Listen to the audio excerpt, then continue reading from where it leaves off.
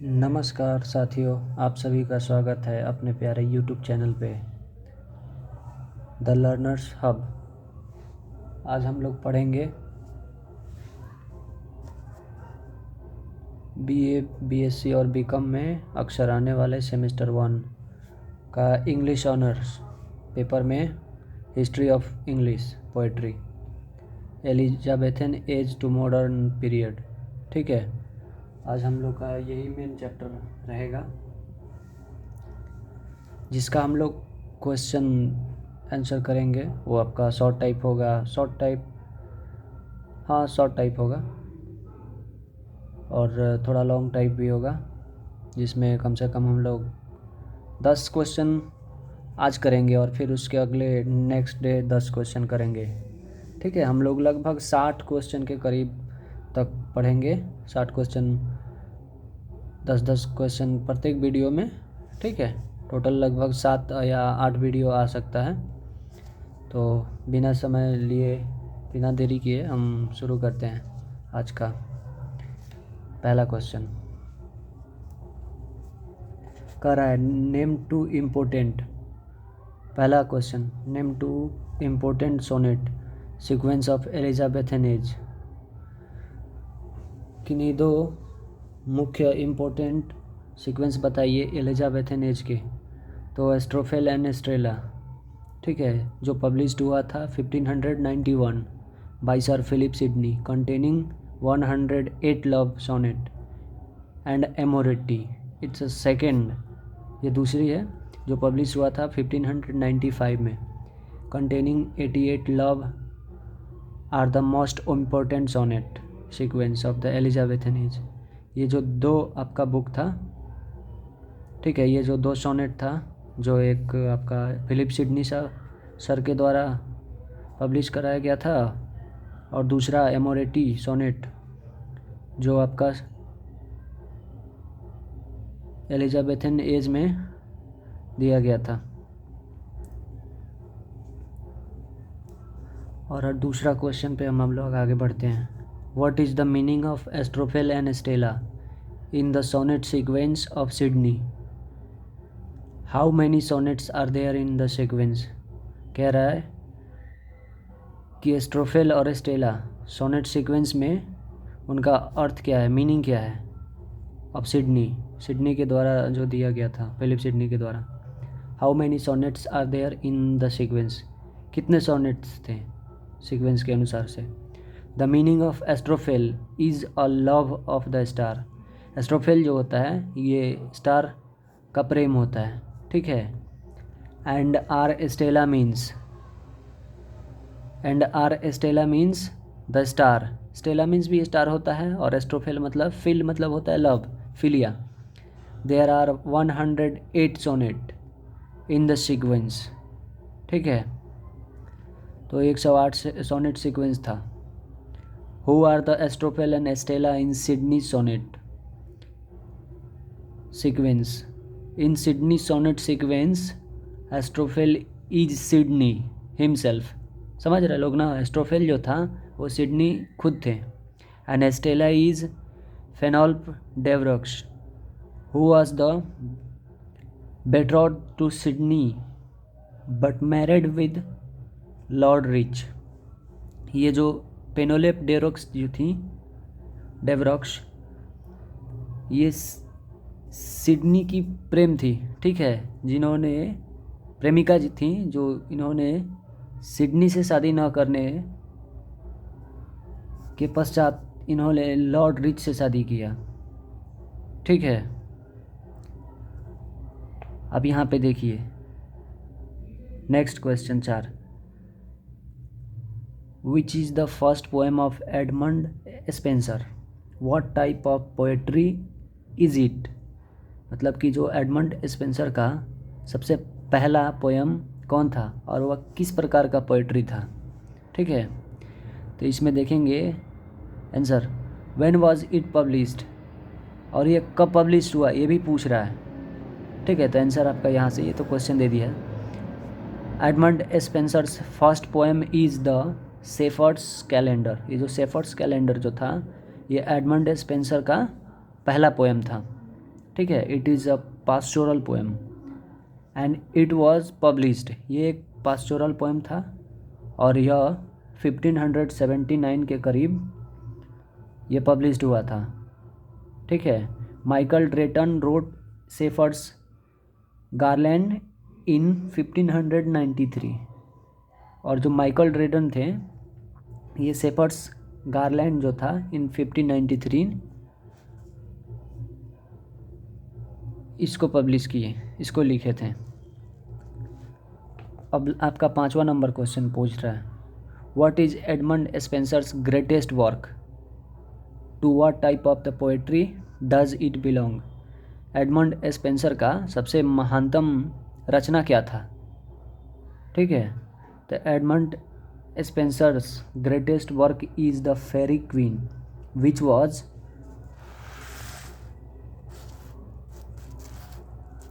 was published in installment in 1589, first 3 book in 1596, the second 3। ठीक है, इनका जो पहला बुक था वो 1589 के करीब पब्लिश हुआ था और इन 1596 द सेकेंड 3 मतलब कि तीसरा अन्य जो बुक था वो 1596 में पब्लिश हुआ था। Follow and after his death, इनकी मृत्यु के पश्चात 2 cantos and 2 odd stanzas a book, 7th appeared in a allegorical poem. ठीक है, ये जो एलिगोरिकल पोएम था ये इनके 2 cantos and 2 odd cantos book 7th में दिखा था विथ 12th डिवीज़न, और इनके 12 भाग हुए थे। ठीक है, what is the name of Spenser's marriage song, on what occasion it was written. अब यहाँ पे कह रहा है, क्वेश्चन पूछ रहा है कि स्पेंसर का जो मैरिज सॉन्ग था मतलब शादी का जो गाना था उसका नाम क्या था, and what was occasion it was written, क्या ऐसा अवसर था जिस पे ये लिखा गया था। तो इनके गाने का जो नाम था the name of Spenser's marriage song is Epithalamion. Epithalamion जो ये था ये इनके मैरिज सॉन्ग था। It is magnificent marriage ode written in honour of his marriage with Elizabeth Boyle. और ये जो इनका जो गाना था एपिथैलम, ये काफ़ी मतलब एक है ना फाइन, मैग्निफिसेंट होता है काफ़ी फाइन, एकदम बहुत अच्छा मैरिज था, मैरिज सॉन्ग था जो odd written in honour of मतलब कि इनके स्पेंसर साहब के, स्पेंसर के और एलिजाबेथ बॉयल के शादी में ये गाना लिखा गया था। यही जो अवसर था इनका शादी था उसी दिन ये गाना को सामने लाया गया था। Question number 7, who is called the most un Elizabethan of the Elizabethan poet, why is he so called. मतलब कि अन होता है नॉन के तौर पे, जैसे NON, नॉन मतलब कोई नहीं, ठीक है, नन मतलब नहीं। तो कौन ऐसे कवि हैं जो एलिजाबेथन के टाइम में अन एलिजाबेथन कवि माने जाते हैं, and why is he so called मतलब वो क्यों कहे गए, ऐसा क्यों उन्हें कहा जाता है। तो आंसर आप यहाँ पे देखेंगे, जॉन डोन जो थे ये 1573 में इनका जन्म हुआ था और इनकी मृत्यु हुई थी 1631। Was the most independent of Elizabethan poet, ये काफ़ी स्वतंत्र रूप से एलिजाबेथन टाइम में, एलिजाबेथन एज में ये कवि थे। इन्होंने रिएक्ट किया था कन्वेंशियल पैट्रॉकन एंड स्पेंसरियन रिटन। इनका रिएक्शन जो था कन्वेंशियल पैट्रॉकन एक रिलेटेड सॉन्ग होता है, ठीक है, जैसे एक पैट्रोटिक होता है देशभक्त, इनका भी कुछ राइटिंग ऐसे ही था, इनका जो सब रिटन था ऐसा ही कुछ था, ये मेटाफिजिकल कवि थे, आगे आएगा भी। He establish the metaphysical school of the poetry and revolt against the easy fluent style and idealistic poetry prevalent at that time. कहने का मतलब कि इनका जो इस्टेब्लिशमेंट था वो मेटाफिजिकल स्कूल ऑफ पोइट्री। ये मेटाफिजिकल होता है काफ़ी, मेटा मतलब होता है एक बियॉन्ड, ठीक है। मेटा जो होता है वो काफ़ी सुदूर होता है, बहुत दूर, और फिजिकल होता है भौतिक, जैसा कि आप लोग जानते हैं। तो मतलब भौतिकता से एकदम दूर, उस टाइप के ये सोचते थे। मतलब कि सामान्य लोग जैसे नहीं सोच पाते हैं ना, उस टाइप की इनकी थिंकिंग थी। एज ए फ्लुएंट स्टाइल, काफ़ी इनका एक अलग ही स्टाइल था। और idealistic poetry prevalent at that time, उस टाइम में इस तरह से सोच के लिखना एक अलग बात था। 8 number question, specify the period of Elizabethan literature. Elizabethan literature का जो पीरियड था उसको स्पेसिफाई करिए, ठीक है। मतलब कि कब से था, क्या था। Who are the principal writer of the age, इस टाइम के मुख्य लेखक कौन कौन हुए। Elizabethan age begins from 1558 and extended to 1603, that means the death of queen Elizabethan. ये जो टाइम था 1558 से शुरू हुआ और तब तक चला जब तक 1603 नहीं आया, उनकी देहांत नहीं हुई तब तक। शेक्सपियर इन ड्रामा, जो शेक्सपियर साहब थे वो ड्रामा में थे, स्पेंसर जो थे पोइट्री में थे, बैकन थे वो प्रोज में थे, एनरिच थे वो लिटरेचर में थे। और ये इन पीरियड का, एलिजाबेथन पीरियड का जो था, पीरियड ऑफ एलिजाबेथन टाइम के, ये इनकी टोटल रचना है। और उस टाइम के ये पोएट थे, कवि थे, जो भी बोलें आप लोग। Next question, 9 number question, what is the name of the period that follows the Elizabethan as, why it is so named. मतलब कि एलिजाबेथन जो टाइम था उसको किस नाम से जाना जाता था और कैसे फॉलो किया जाता था और ये नाम क्यों पड़ा, ये कह रहा है। The period following the Elizabethan age, मतलब कि जो एज फॉलो किया जाता था एलिजाबेथन टाइम का, is known as a Jacobean. ये जैकोबियन एज भी माना जाता है, ठीक है। To word Jacobean is the adjective from James. ये जेम्स फर्स्ट जो थे, जेम्स प्रथम जिनको बोला जाता है, ये जेम्स प्रथम के टाइम का माना जाता है।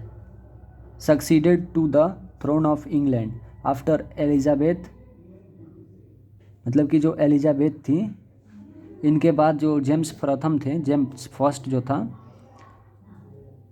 वो थ्रोन पे बैठा था, गद्दी पे बैठा था, ठीक है। इट बिगिंस फ्रॉम 1603, बोले ना 1603 में जब इनका देहांत हुआ था एलिजाबेथन का, उसके बाद ये किंग बना। एंड कंटिन्यूज टू 1625, और ये 1625 तक चला, ठीक है। और ये हम लोग का 10वां question, who is called the bard of Avon and why. किनको बार्ड ऑफ एवन बोला जाता है और क्यों। तो William Shakespeare is called bard of Avon. The bard means poet, and since Shakespeare was born in Stratford on Avon, he is known as bard of Avon. Actually हम आसान भाषा में बता दें कि जो बार्ड ऑफ एवन होता है, जैसे बोला जाता है इंडिया में राष्ट्रीय कवि कौन है, रामधारी सिंह दिनकर, वो हिंदी के राष्ट्रीय कवि माने जाते हैं। बाकी और भी लोग, और भी ग्रेटेस्ट लोग भी हैं, इंग्लिश में भी माने जाते हैं, आपका और भी भाषा में, सब में अलग अलग ग्रेटेस्ट पोइट हुए हैं, उनको एक उपाधि दी जाती है, ठीक है। तो इंग्लैंड में ये जो बार्ड ऑफ एवन था एक उपाधि था, ठीक है। और इसके साथ एक और क्वेश्चन कर लेते हैं,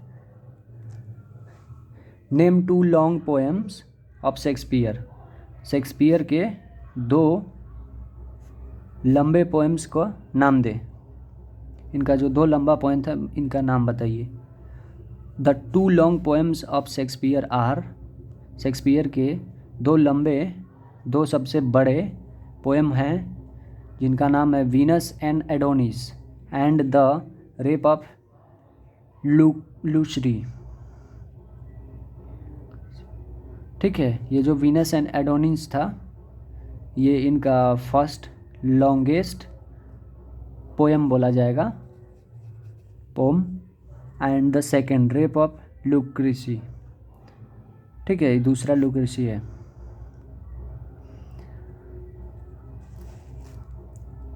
who is, next question, who is the dark lady of the sonnet.